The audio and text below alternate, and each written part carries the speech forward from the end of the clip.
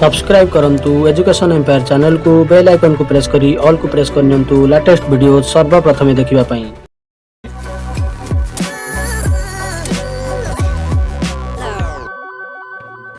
प्रथम अपडेट रही CBSE term 1 board परीक्षा नवेम्बर 30 रु 10 डिसेम्बर 1 रु द्वादश।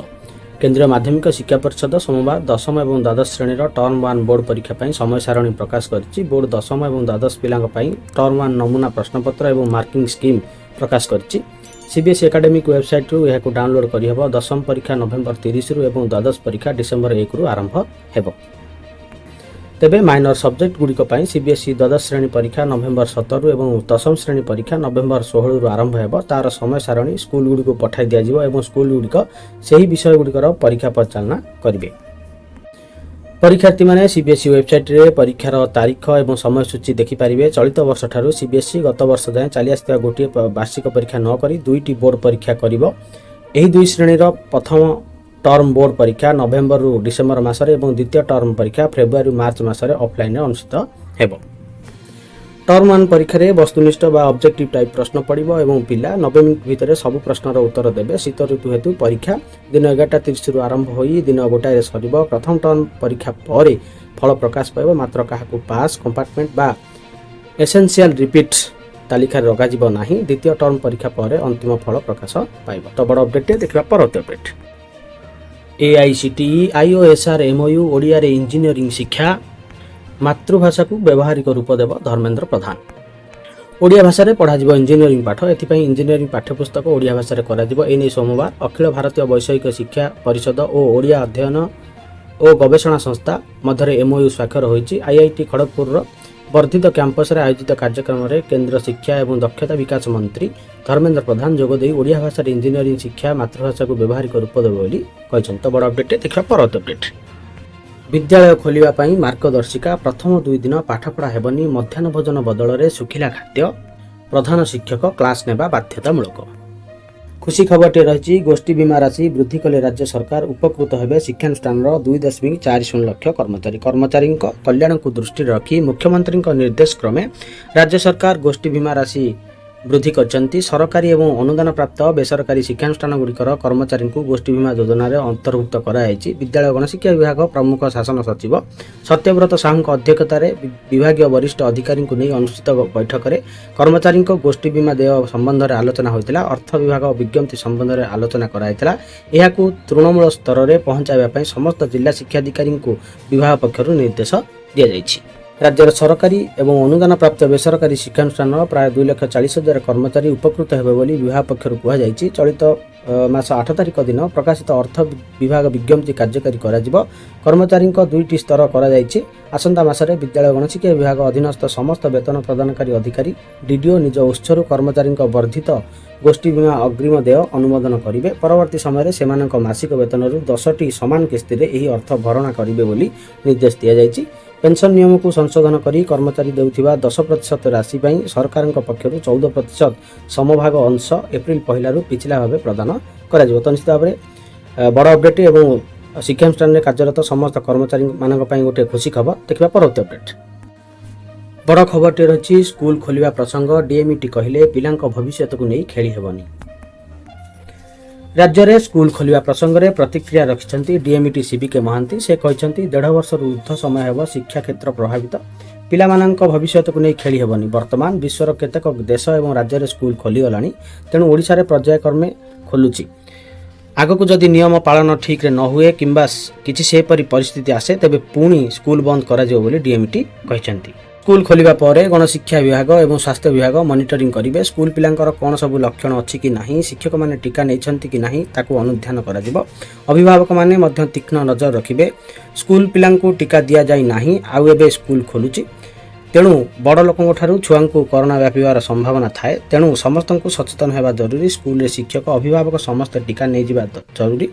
पिलामानक भितरे बारंबार सचेतनता बढ़ाइबा आवश्यक बोली डीएमईटी कहछन। तो बड़ अपडेट देखिबा परवर्ती अपडेट। खुशी खबर इंटीग्रेटेड बीईडी एमएड छात्र छात्री नियुक्ति बाट फिटिला। एणिकी शिक्षकता आवेदन करें। समन्वित बा इंटीग्रेटेड बीईडी और एमएड छात्र छात्री निजुक्ति बाट फिटला। केन्द्र शिक्षा मंत्री भावे धर्मेन्द्र प्रधान दायित्व नेबा परे आसीछि खुशी खबर। पूर्व एही 3 वर्ष इंटीग्रेटेड बीडी और एमईडी रे पाठ्यक्रम रे नाम लेखाई उत्तीर्ण होइथिया छात्र छात्री माननकु प्राथमिक उच्च प्राथमिक एवं उच्च विद्यालय किंबा कोनोसी सरकारी वृत्ति निजुक्तिर सुजोग मिलु नथिला। एने ओटीटी जेआरएफ यूजीसी एनईटी रे आवेदन करिबारु मध्ये वंचित होउतिले। एही पाठ्यक्रम रे अध्ययन करिथिबा छात्र छात्री एने छात्र छात्री पक्षरु बारंबार अभियोग विक्षोभ होई आस्थिला। प्रथम ओडिया भावे केन्द्र रे शिक्षा मंत्री भावे दायित्व नेबा परे धर्मेन्द्र प्रधान एही समस्या को हृदयंगम करी एहार समाधान दिगरे प्रक्रिया आरंभ करथिले। केन्द्र शिक्षा मंत्री श्री प्रधान को हस्तक्षेप परे चलित मास 14 तारिख रे शिक्षा मंत्रालय पक्षरु विधिवत भावे गेजेट नोटिफिकेशन प्रकाश पाइछि। एहा फल रे हजार हजार इंटीग्रेटेड बीडी और एमएड छात्र छात्री एनिकी सरकारी चाकरी रे नियुक्ति पाइबार बाट फिटिछि। केन्द्र शिक्षा मंत्रालय पक्षरु प्रकाश पाइथा नूतन विज्ञप्ति समन्वित बीडी एमएड पाठ्यक्रम रे अध्ययनरत छात्र छात्री मानक पई एक आश्वस्तिकर खबर निश्चय। पूर्व एही पाठ्यक्रम उत्तीर्ण हेबा परे केवल टीचर्स एजुकेटर होई परिबा नै व्यवस्था थिबा बेले एबे उक्त विज्ञप्ति बल रे उक्त पाठ्यक्रम उत्तीर्ण होई जणे प्री प्राइमरी ठारू आरंभ करी सीनियर सेकेंडरी स्कूल और कॉलेज मानकरे शिक्षादान करि परिवार रास्ता फिटिछि बोली कहिसंती महाराजा श्री रामचंद्र भंजदेव विश्वविद्यालय समन्वित बीड एमएड रो प्रथम वर्ष छात्र अभिषेक पंडा। तो निश्चित भाव में खुशी खबर टी रही देखा परवर्ती update.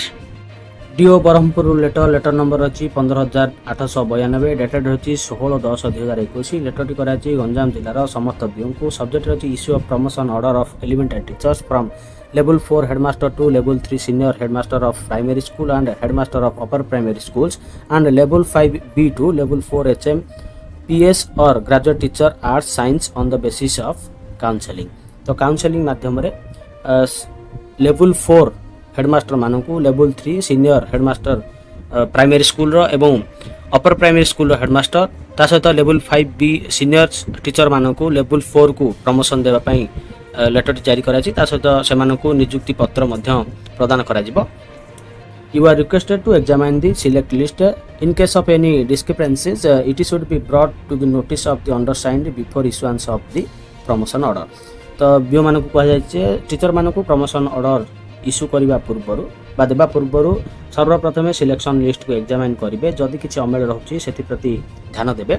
All concern teachers in the select list must be informed in advance to remain present during counselling before 22/10/2021। तो 22/10/2021 रे हमर काउंसलिंग रही।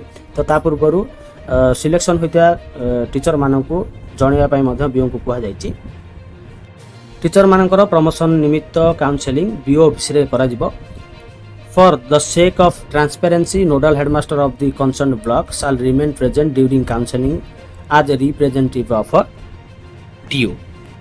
तो देखो काउंसलिंग टाइम रे डीओ को रिप्रेजेंटेटिव हिसाब रे नोडल हेडमास्टर प्रेजेंट रहिया पई मध्य कह जायछि। Modalities for counselling as given below must be strictly adhere to.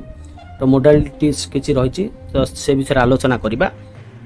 तो देखो लेवल 4 रु लेवल 3 एवं लेवल 5B रु लेवल 4 को प्रमोशन पाई जो काउंसलिंग प्रक्रिया रही ताहा बीओ को तत्वावधान में ब्लॉक ऑफिस रे गवर्नमेंट रो समस्त गाइडलाइन को फॉलो करी करा जिवो।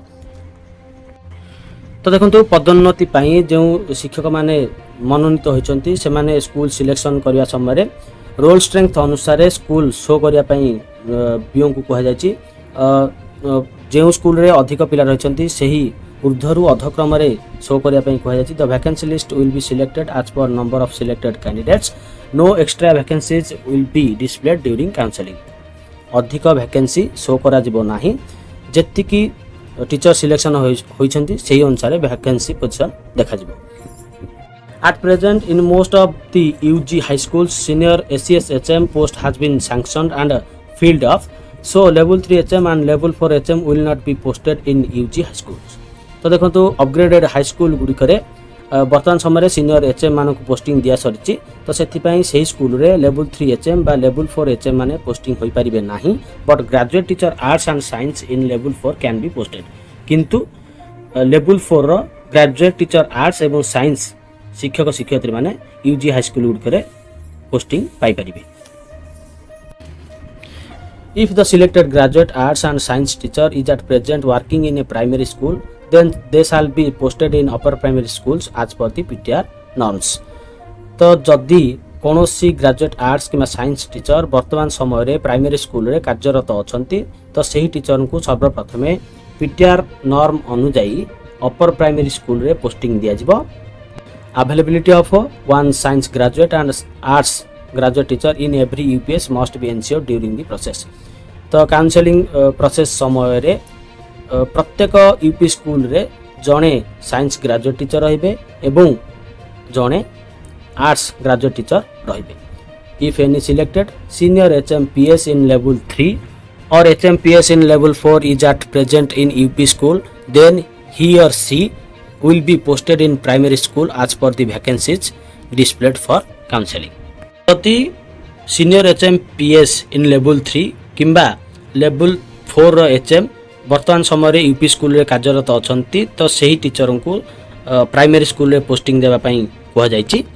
If there is no vacancy in primary schools for the post of level 4 HMPS, then the selected candidates may be adjusted in existing project upper primary schools as per the vacancy decided। तो जदि कौनसी primary school रे vacancy नाही जोठारे level 4 HM माने posting पाई परिबे तो सही क्षेत्र रे सही टीचर माननकू प्रोजेक्ट अपर प्राइमरी स्कूल रे पोस्टिंग देबा पई कहवा जायछि। As per OSEPA norms only lady level 3 HMs will be posted in UPS where KGVB hostels are functioning। तो देखंतु जोठारे KGVB रो हॉस्टल रहिछि सही स्कूल गुडिकरे केवल लेडीज लेवल 3 HM माने पोस्टिंग पाइबे। Counselling shall be done simultaneously in all blocks and orders shall be issued on the same day। तो simultaneously counselling कार्यक्रम करा जिवो एवं सही दिन सिलेक्टेड टीचर मानकू प्रमोशन ऑर्डर इश्यू करा जिवो। The counselling shall be made on priority basis. सर्वप्रथम PWD female PWD male female male as per the seniority in the gradation list. तो ग्रेडेशन लिस्ट रो सीनियरिटी को नजर रे रखी सर्वप्रथम PWD फीमेल माने पोस्टिंग पाइबे तापर PWD मेल तापर फीमेल एवं तापर मेल माने पोस्टिंग पाइबे। At the time of counselling physically distance and कोविड-19 protocol should be followed scrupulously. तो काउंसलिंग समय रे सामाजिक दूरता एवं कोविड-19 समस्त गाइडलाइन पालन करिया पई कहवा जायछि। Hence you are requested to issue promotion orders in favour of selected teacher through counselling to the need based schools on 21/10/2021 and 22/10/2021 with an instruction to join their promotional post by 25/10/2021 and intimate their date of joining to the undersigned immediately. Promotion निमित्त counselling 2 दिन पई रहिछि 21/10/2021 एवं 22/10/2021 एवं promotion order पाई सारिया परे selected teacher माने निजर नुआ स्कूल रे 25/10/2021 सुधा जॉइन करिया पई मध्य निर्देश दिया जायछि। उपरोक्त लेटर को भंजनगर बीओ को तरफ फरवर्ड करायछि। मेमो नंबर रहिछि 3010 डेटेड रहिछि 18/10/2021 काउंसलिंग डेट रहिछि 22/10/2021। तो सर्वप्रथम लेवल 4 HM जो माने प्राइमरी स्कूल रे अछंती एवं प्राइमरी स्कूल रो लेवल 3 HM मानकर काउंसलिंग करा जिवो। समय रहिछि 10:30 AM रो 1:30 PM एवं परवर्ती समय रे ग्रेजुएट टीचर आर्ट्स एवं साइंस शिक्षक शिक्षयित्री मानकर काउंसलिंग अपराह्न 2टा रो अपराह्न 5टा पर्यंत करा जिवो। ऑफिस मेमोरेंडम टी रहिछि finance department government of Odisha रो मेमोरेंडम नंबर रहिछि 28937 डेटेड रहिछि 18/10/2021 सब्जेक्ट रहिछि sanction of DNS allowance 25% enhancing the existing rate of 164% to 189% with effect from 1/7/2021 in favor of the state government employees drawing pay in pre-revised scale of pay 2008। तो निश्चित भाव में गोटे खुशी खबरटे रही जे स्केल ऑफ पे 2008 अनुसार जो सरकारी कर्मचारी माने राज्य सरकार अधीन में कार्यरत अच्छा से 25% DA वृद्धि कराई। तो एने फाइनेंस डिपार्टमेंट रू मेमोरेंडम टी जारी कराई। तो सही कर्मचारी माने वर्तमान 164% DA पाउथिले ताकू 25% वृद्धि कराई। तो वर्तमान से 199% DA पाइबे। तो यही DA टी 1/7/2021 रु पिछला भाव लागू कराई। तो निश्चित भाव में खुशी खबरटे। तो स्केल ऑफ पे 2008 अनुसार जो कर्मचारी माने कार्यरत अच्छा से यही DA टी लागू होती। तो स्केल ऑफ पे 2008 बा 6th सेंट्रल पे कमिशन 6ठ वेतन आयोग अनुसार जो सरकारी कर्मचारी माने कार्यरत अच्छा से 25% डीए वृद्धि कराई। तो निश्चित भाव में से कर्मचारी मान गोटे खुशी खबर टे रही। देखा परवर्ती अपडेट अंतिम अपडेट तथा गोटे बड़ अपडेट रही ओडिशा पब्लिक सर्विस कमिशन तरफ एडवर्टाइजमेंट नंबर रही 15/2021-22 एडवर्टाइजमेंट रही recruitment of the post of Odisha education service officers in group be under school and mass education department. तो निश्चित भाव में खुशी खबर रही शिक्षा विभाग अंडर रे ओएस पदवी नियुक्ति विज्ञप्ति प्रकाश पाई। School and mass education department under रे ओएस पदवी नियुक्ति करा वेबसाइट दिखाई http://opsc.gov.in। तो देखो ऑनलाइन रे रजिस्ट्रेशन प्रक्रिया 12/11/2021 आरंभ हो। लास्ट डेट रही 12/10/2021। टोटाल पोस्ट रही 160 पोस्ट। ओआरएस पिरुल 2017 अनुसार स्केल ऑफ पे रही 84,900 लेवल 1 सेल 1। तो बर्तमान देखिए वैकेंसी पोजीशन अनरिजर्व्ड रही 83 वोमेन बा महिला मानक पई रही 28 सोशियली एससीबीसी पोस्ट रही 15 5 रही रिजर्व शेड्यूल कास्ट बा एससी पई रही 26 9 जन लेडीज को पई रिजर्व रही एवं एसटी कैटेगरी रे रही 36 पोस्ट 12 पोस्ट महिला पई टोटाल 160 पोस्ट से 54 पोस्ट महिला पई रिजर्व 160 पोस्ट रु 5 पोस्ट एक्स सर्विसमैन कोटा पई रिजर्व 2 पोस्ट स्पोर्ट्स पर्सन पई रिजर्व ता सहित 6 पोस्ट पर्सन्स विथ डिसेबिलिटी बा पीडब्ल्यूडी कैंडिडेट मान पई रिजर्व रही। जो कैंडिडेट मानकर परमानेंटली डिसेबिलिटी 40% बा ताठर अधिक रही। एज लिमिट रही 21 रु 32 वर्ष जाए। एससीबीसी एससी एसटी एवं महिला ता सहित एक्स सर्विसमैन मान 5 वर्ष रिलैक्स रही। ता सहित पर्सन्स विथ डिसेबिलिटी बा पीडब्ल्यूडी कैंडिडेट मान 10 वर्ष रिलैक्सेशन रही। Person with disability belonging SC ST SCBC category are eligible for relaxation benefit of 15 years. जदि SC ST SCBC category candidate PWD होइथांती तो से क्षेत्र में 15 वर्ष पर्यंत रिलैक्सेशन मिलिबो। Educational qualification any stream arts science किंबा कॉमर्स रे ग्रेजुएशन ता सहित एमएड क्वालिफिकेशन रही आवश्यक एवं बेसिक कंप्यूटर नॉलेज रही आवश्यक। तापर अछि जने कैंडिडेट एमए बा एनी स्ट्रीम रे एमए डिग्री बा पीजी करथे आवश्यक एवं तांकर बीएड क्वालिफिकेशन रही आवश्यक ता सहित कंप्यूटर नॉलेज मध्य रही आवश्यक।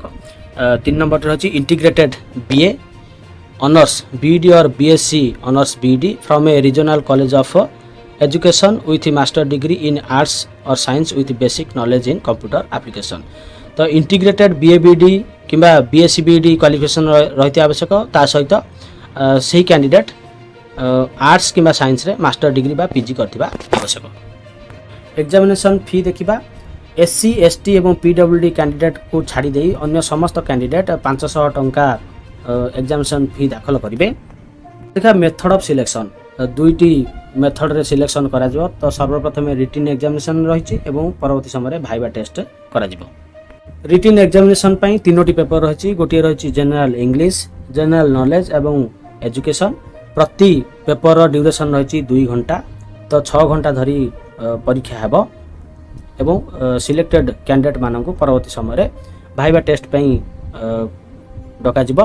भाइबा टेस्ट रो मार्क रही 150 मार्क। प्लेस ऑफ एग्जामिनेशन तो एग्जामिनेशन कटक भुवनेश्वर बालेश्वर ब्रह्मपुर एवं संबलपुर रे करा जिवो। तो बर्तमान देखिबा हाउ टू अप्लाई किपर अप्लाई करिवे। ओपीएससी रो वेबसाइट को जाई कैंडिडेट माने अप्लाई करि परिबे। तो अप्लाई करिया पई कोन रही देखंतु candidates are requested to upload the scanned image of latest passport size photograph. तो निजर लेटेस्ट पासपोर्ट साइज फोटोग्राफ को स्कैनिंग करा जिवो। ता सहित कैंडिडेट को फुल सिग्नेचर एवं लेफ्ट हैंड थंब इंप्रेशन मध्य स्कैन करा जिवो। ता सहित कैंडिडेट माने निजर 2टी लेटेस्ट पासपोर्ट साइज फोटोग्राफ को ऑनलाइन रे अपलोड करिवे। पुणी थे कही रखी ऑनलाइन आवेदन प्रक्रिया 12/11/2021 रु आरंभ हुई 10/12/2021 रात्र 11:59 पर्यंत चालू रहिबो। Submission of online registered applications can be done in the website from 12/11/2021 to 18/12/2021 11:59 PM। तो ये रही मुख्य डेट गुड़िक। तो निश्चित भाव में बड़ अपडेट टे ये अपडेट गुड़िक समाप्त होइछि। धन्यवाद।